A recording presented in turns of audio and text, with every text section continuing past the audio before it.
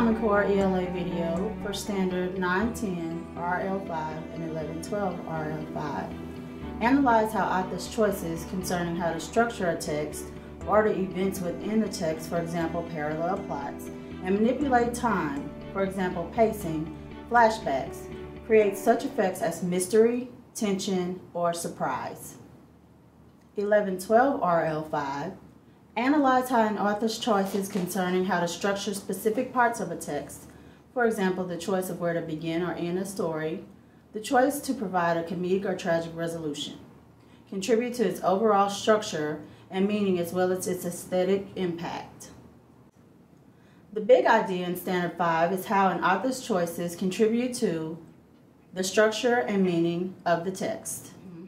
For grades 9 and 10, students analyze how the choices of structure, order of events, and time manipulation are used to create effects such as mystery, tension, or surprise.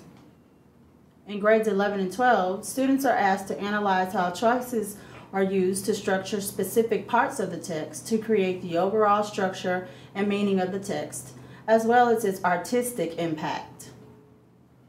In earlier grades, students will have learned about structure, form, and how these contribute to the meaning and style. In grades 9 and 10, students are asked to analyze how those choices create effects within the text. In grades 11 and 12, they are asked to analyze how choices within specific parts of the text contribute to the overall structure and meaning of the text. In other words, they aren't asked to just identify choices. They're asked to analyze how authors use choices to create effects and meaning in the text. Now let's take a look at what instruction could look like in order for high school students to be able to identify author choices to structure text, order events, and manipulate time, and then how these choices create effects within the text, such as mystery, tension, and surprise. An example of this would be to use structured discussions based on high-quality questions that require students to think about the parts of text that authors use to create certain effects such as mystery, tension, surprise, meaning, or sensory impact.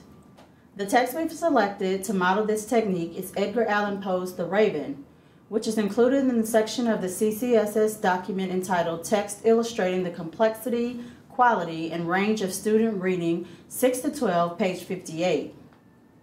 We chose it because of the author's use of parallel structure, giving it 18 six-line stanzas, its mysterious and suspenseful nature, and its yielding of vivid sensory depictions. Prior to the lesson, you will want to read the poem and identify the key structural elements on which you want students to focus. You will also want to identify high-quality questions to help students negotiate meaning of the text. For example, is there something about the poem that influenced your thinking why the author chose to write the poem this way? What made you think that way? You may also want to create a discussion organizer for students to record their impressions and decisions about the text.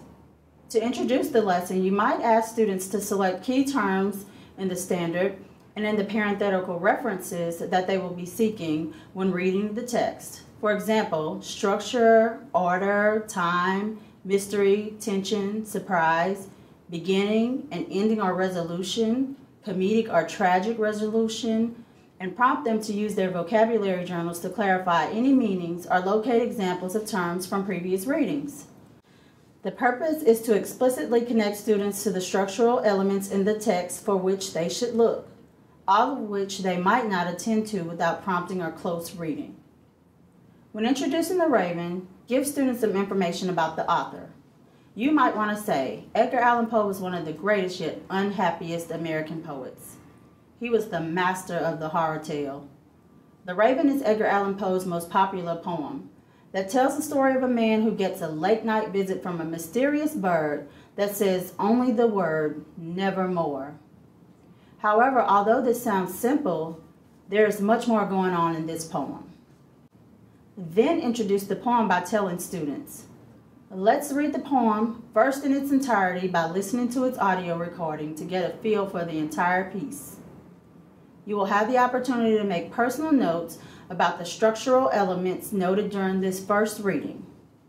For the subsequent reading, Pause the audio recording at the end of each stanza to prompt students by asking them to refer to their list of structural elements from previous readings and ask questions about which elements they observed in the text while reading. Examples are provided for stanzas 1 to 3. Here's the first stanza. Once upon a midnight dreary, while I pondered, weak and weary, over many a quaint and curious volume of forgotten lore. While I nodded, nearly napping, suddenly there came a tapping, as of someone gently rapping at my chamber door.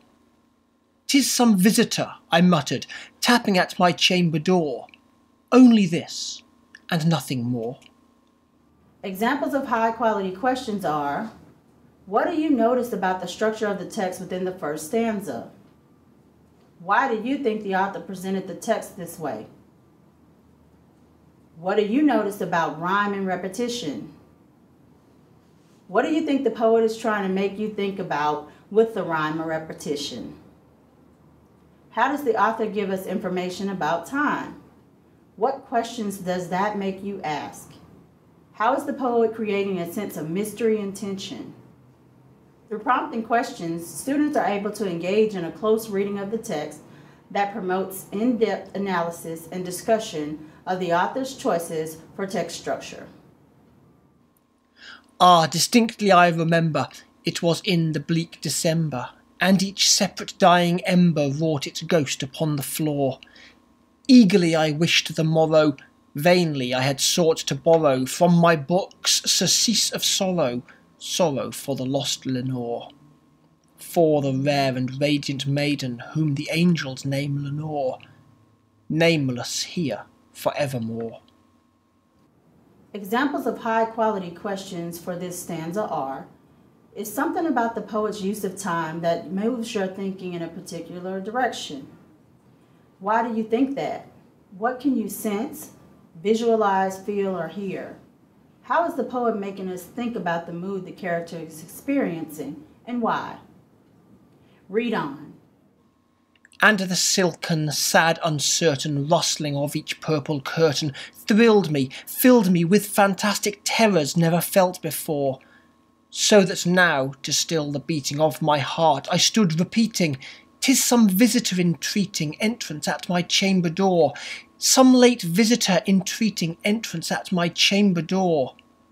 This it is, and nothing more." In this stanza, you want to highlight the elements of mystery and tension regarding who is at the character's door and the feelings the character has about the visitor.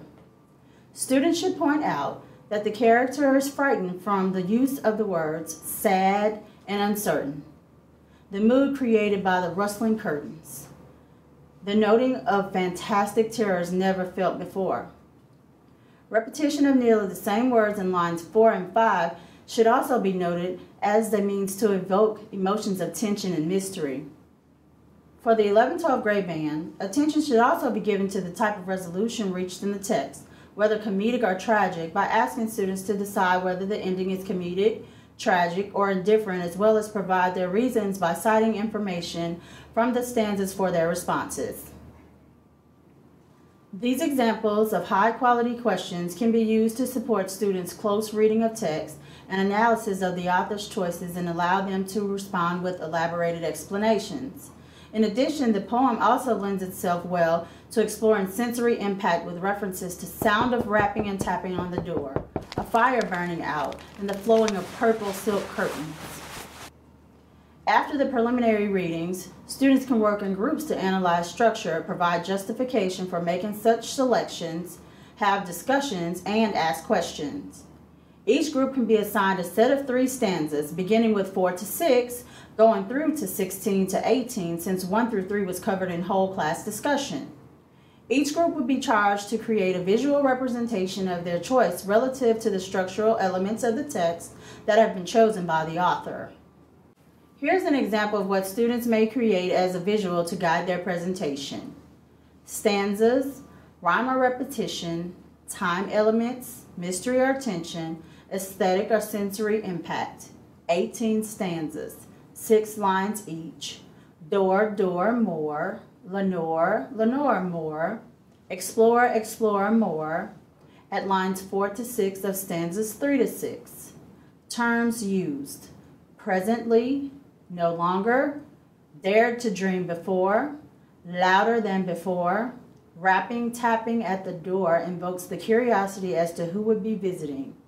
Whispering, Lenore, forge question as to who that person is. Actual use of the word mystery prompted such. Sound: rapping, tapping, echo murmured, silence was unbroken, tapping louder than before. Sight: deep in darkness, dreaming dreams, window lattice. Feeling: stillness, fear, dreaming dreams, soul within me burning, heart be still, wind and nothing more. As a formative assessment piece, students can independently utilize the information on the graphic organizer to summarize how these elements create the intended effects and/or contribute to the overall structure and meaning. Teachers can use a rubric shared with students prior to the assignment to rate the written assignment.